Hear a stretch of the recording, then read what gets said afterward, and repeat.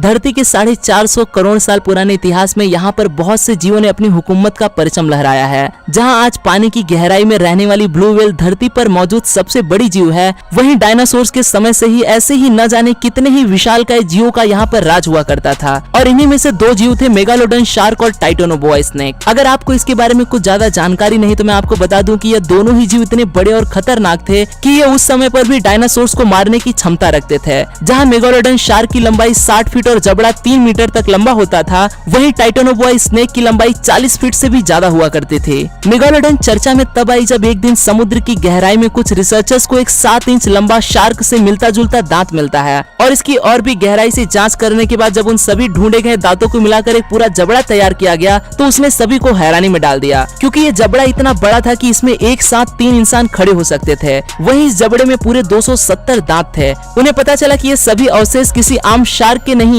बल्कि धरती पर मौजूद सबसे बड़े शार्क मेगालोडन के थे। ऐसे ही 2009 में वैज्ञानिक तब दंग रह जाते हैं जब उन्हें जमीन के नीचे खुदाई में एक 42 फीट लंबा सांप का फोसिल मिलता है। पहले तो वो इसे किसी मरे हुए एनाकोंडा के अवशेष समझ बैठते हैं, लेकिन उन्हें बाद में पता चलता है कि यह फोसिल तो टाइटोनोबोआ सांप के है, जिसकी बातें किस्सों और कहानियों में की जाती थी। और इन अवशेषों ने उन्हें यह मानने पर मजबूर कर दिया कि हमारी धरती पर किसी समय इतने बड़े सांप भी मौजूद हुआ करते थे। हालांकि दोनों एक दूसरे के समय पर इस धरती पर मौजूद नहीं थे, क्योंकि टाइटोनोबोआ सांप मेगालोडन शार्क के जन्म से पहले ही धरती से विलुप्त हो चुके थे। मतलब इन दोनों को ही कभी भी एक दूसरे का सामना करना नहीं पड़ा होगा। लेकिन फिर भी मन में एक सवाल आता है कि क्या होगा अगर ये दोनों दैत्याकार जीव एक ही समय पर धरती पर जीवित होते तो, और अगर ऐसे ही ये दोनों जीव आपस में भिड़ जाते तो उसमें किसकी जीत होती। तो चलिए हवा में बातें न करते हुए सीधा फैक्ट्स पर आते हैं। जैसा कि मैं पहले ही बता चुका हूँ कि मेगालोडन शार्क की लंबाई 60 फीट हुआ करती थी, जो कि आज के समय की सबसे बड़ी shark the great white shark से करीब 40 फीट ज्यादा है। इस बात से ही अंदाजा लगाया जा सकता है कि ये मछली कितनी बड़ी रही होगी। वहीं इसके जबड़े में मौजूद 270 दांत 4 इंच से लेकर 7 इंच तक लंबे हुआ करते थे।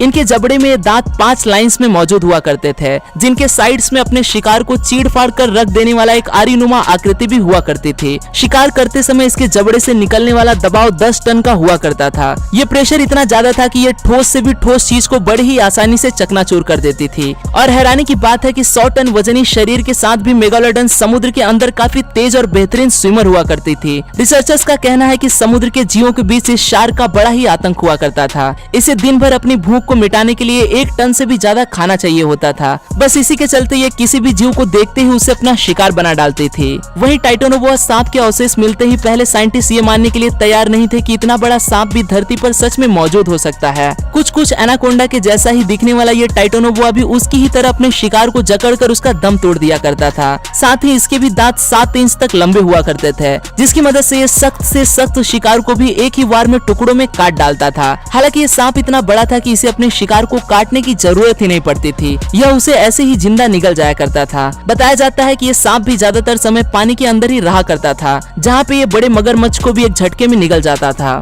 अब अगर टाइटोनोबोआ को मेगालोडन को मारना है तो उसे सबसे पहले उसके शरीर पर अपनी पकड़ बनानी होगी, जिसके लिए पहले तो उसे उसका पानी में काफी तेजी से पीछा करना होगा। हालांकि सांप भी काफी अच्छे स्विमर होते हैं, लेकिन शार्क से बेहतर नहीं। मतलब इसे उसे पकड़ पाने में काफी मुश्किल का सामना करना पड़ता, और अगर ये किसी भी तरह उस तक पहुंच भी जाता तो सबसे बड़ी चुनौती है इतनी बड़ी शार्क को अपनी शरीर में जकड़ पाना, जो कि टाइटोनोबोआ का सबसे बड़ा हथियार था। लेकिन मेगालोडन के इस विशालकाय शरीर के सामने ये हथियार भी एकदम बेकार है, क्योंकि जहाँ टाइटोनोबोआ 42 फीट लंबा हुआ करता था, वहीं मेगालोडन का शरीर 60 फीट लंबा हुआ करता था, और साथ ही इसका वजन भी होता था करीब 60 टन। मतलब ऐसे में वो कभी भी इस शार्क को अपने चंगुल में फंसा ही नहीं पाता। अब जहाँ शार्क की लंबाई और वजन ही उसके सबसे ज्यादा काम आते, वहीं इस लड़ाई में टाइटोनोबोआ की लंबाई ही उसके लिए सबसे ज्यादा घातक साबित होती। अपनी लंबाई की वजह से वो मेगालोडन के चंगुल से बचकर भाग ही न पाता, और वो इस पर अपने इन मजबूत जबड़े में मौजूद इन लंबे नुकीले दांतों से 10 टन की फोर्स से हमला करती, जिससे कुछ सेकंड के अंदर ही सांप के कई टुकड़े हो जाते। जैसा कि आप जानते ही हैं कि मेगालोडन को एक दिन में 1 टन से भी ज्यादा खाने की आवश्यकता होती थी।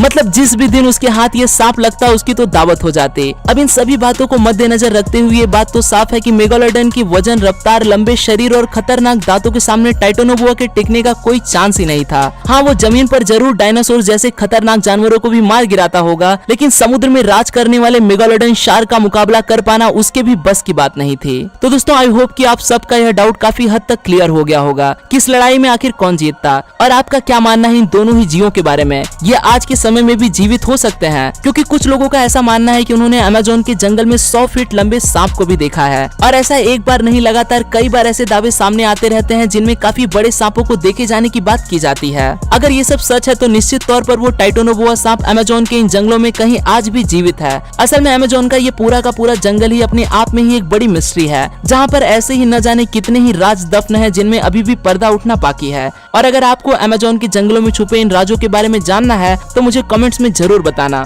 मैं कोशिश करूंगा उस पर एक डिटेल वीडियो बनाने की। तब तक के लिए इस वीडियो को लाइक करें, शेयर करें और दुनिया भर की अमेजिंग चीजों को ऐसे ही एक्सप्लोर करते रहने के लिए बने रहे यूनिवर्स एडवेंचर फैमिली का हिस्सा।